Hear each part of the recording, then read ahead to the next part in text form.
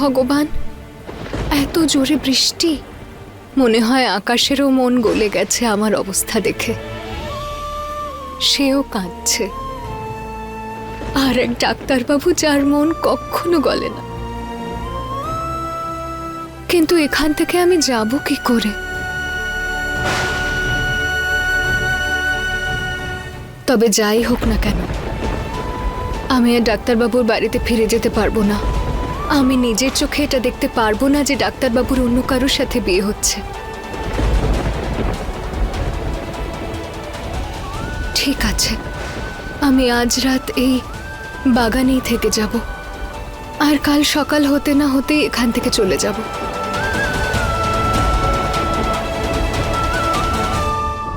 গয়না এখানেও নেই, কিন্তু ও এত রাতে কোথায় যেতে পারে? গয়না কোথায় চলে গেছিলে তো?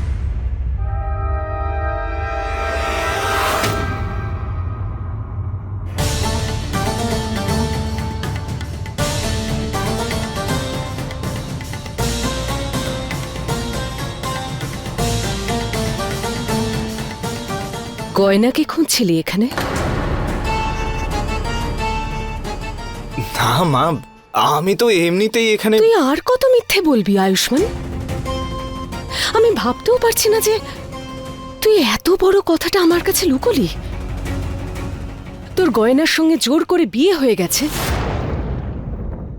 আর প্রয়োজনও মনে করলি না আমাকে বলার।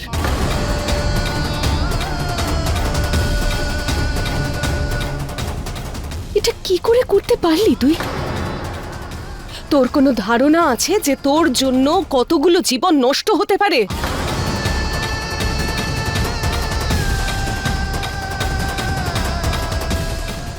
হ্যাঁ, আমি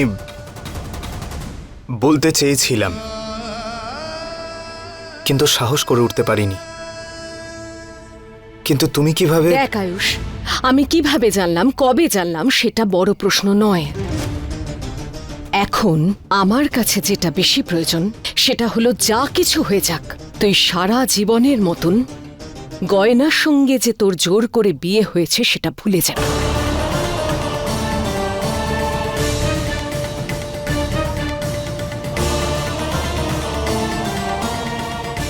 আমি জানি না, তুই হয়তো এই জোর করে সম্পর্কটা তুই ভালোবাসা ভাবছিস, কিন্তু আমি তোকে একটা কথা মনে করিয়ে দে, ওই মেয়েটার তোর জীবনে আর আমাদের বাড়িতে কোনো জায়গা নেই। আমি মানব না এই জোর করে বিয়ে করাটাকে। মা, আমিও এই জোর করে দেওয়া বিয়েটাকে মানি না, কিন্তু গয়না মেয়েটা ভালো, ও তো এই ওর বিষয়। হয়ে কোনো কথা তুই বলবি না আমাকে। আমি ওই ঠকবাজ মেয়েটার নাম তোর মুখ থেকে শুনতে চাই না। মা, তুমি ভুল বুঝছো আমাকে। আমি ওর সাইড নিচ্ছি না, কিন্তু আমি বলছি যে আমাদের জোর করে বিয়ে দেওয়া হয়েছে, তবে আমাদের মধ্যে স্বামী স্ত্রীর মতো কোনো সম্পর্ক গড়ে ওঠেনি। তাই নাকি? কিচ্ছু নেই? তাহলে এত রাতে তুই ওকে এখানে খুঁজতে কেন এসেছিস?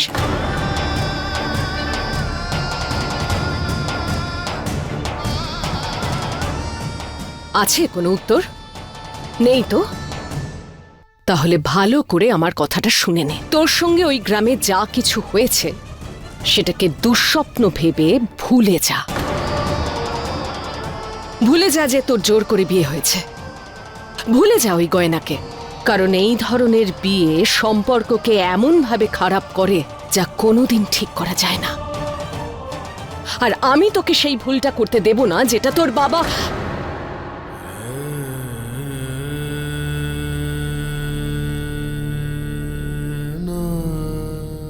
তুমি কি বলতে চাইছো?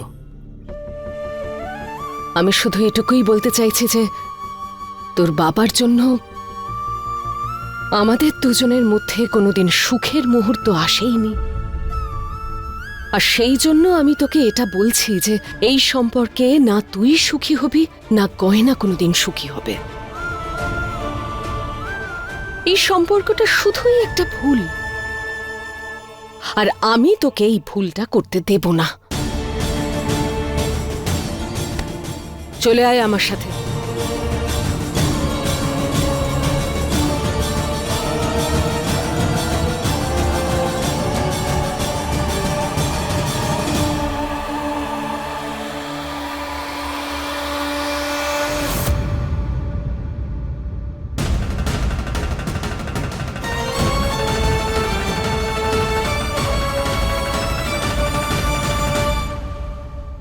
তোকে আমার দিব্যি যে তুই এই জোর করে বিয়েটাকে কোনো দিন মানবি না।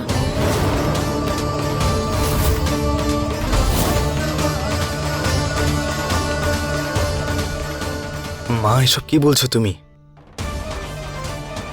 এভাবে দিব্যি দেওয়ার কি দরকার? আমি তো বললাম তোমাকে আমি এই বিয়েটা মানি না। মানিস না যখন কথা দে।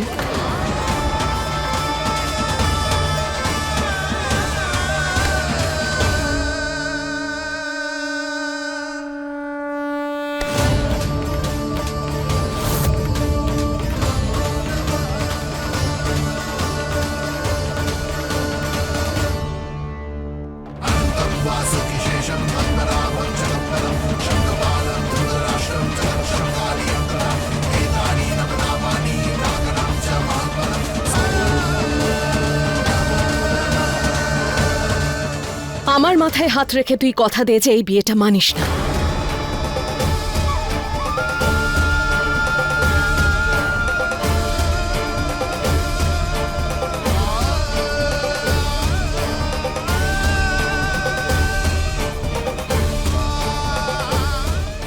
মা, এসব কি করছো তুমি? এসব করার প্রয়োজন কি? আমার কষ্ট যখন দেখতে পারছিস না, আমার কথা মান, আমাকে কথা দে।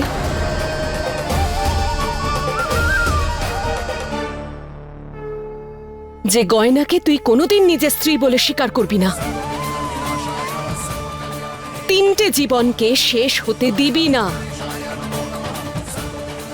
আলিয়াকে নিজের স্ত্রী বলে স্বীকার করবি আর গয়নার দিকে কোনোদিন ফিরেও তাকাবি না। কথা দে।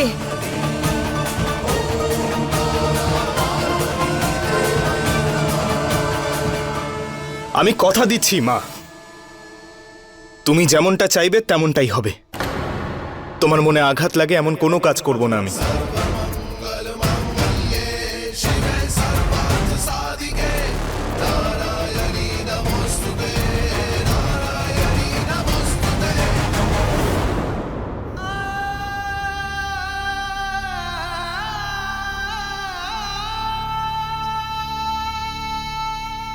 মাকে কথা দিয়েছিস তুই, মনে রাখিস।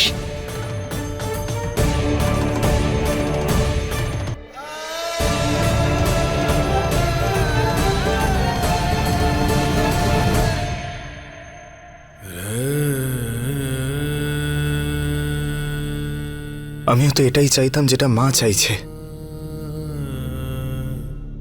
তাহলে এমন অদ্ভুত কেন লাগছে আমার?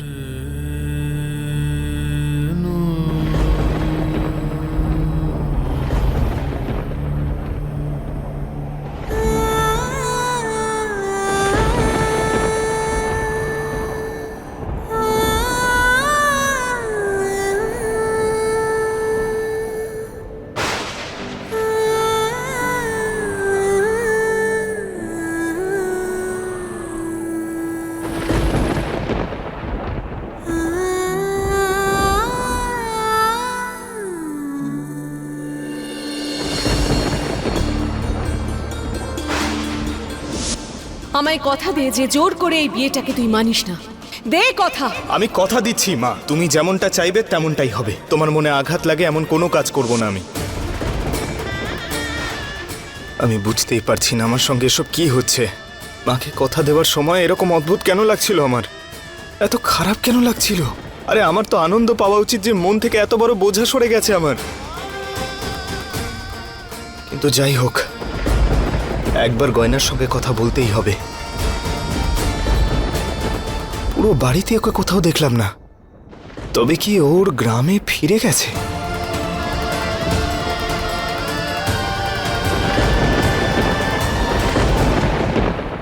বৃষ্টি থেমে গেলেই আমাকে এখান থেকে বেরিয়ে যেতে হবে। কিন্তু আমি কি করে এত বোকা হতে পারি? কি করে ভাবতে পারলাম যে ডাক্তারবাবু আমাকে ভালোবাসেন? কি করে ভুলতে পারলাম যে আমার বাড়ির লোকজন ওনাকে জোর করে বিয়ে দিয়েছিল আমার সাথে? আমি যা কিছু অনুভব করেছি সবটাই নিজের দিক থেকে। আমার আর ডাক্তারবাবুর মধ্যে ভালোবাসা হতেই পারে না।